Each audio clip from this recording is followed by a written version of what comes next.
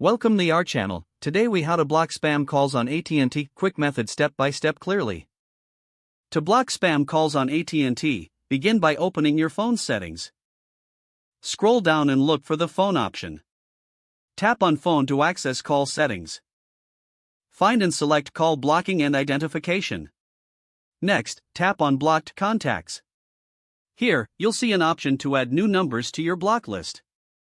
You can either enter the number manually or choose from recent calls. To manually enter a number, tap on Add New. Type in the spam number you wish to block and confirm the entry. Alternatively, if you want to block a number from your call log, select it.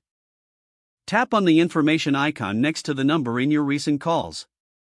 Scroll to find the Block This Caller option. Confirm that you want to block the number. Once blocked, you will no longer receive calls or messages from that number. For additional protection, consider using the AT&T Call Protect app. Download the app from the App Store or Google Play Store. Open the app and follow the prompts to activate it on your device. This app automatically blocks potential spam calls. Ensure that call settings are configured to your preferences. By following these steps, you can effectively block spam calls on your AT&T device. If the page does not load, refresh the browser or try again in a private or incognito window. Make sure you are using the correct email address, then retype it carefully to avoid small typos. If your password is not accepted, use the reset option and create a new strong password you can remember.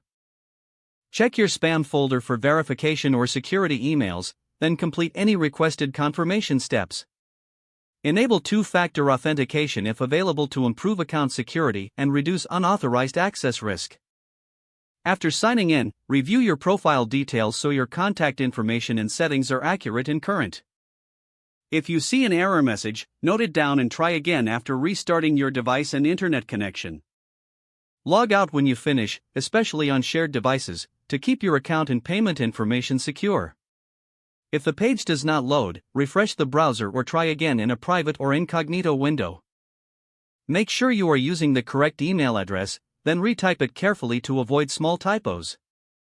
If your password is not accepted, use the reset option and create a new strong password you can remember.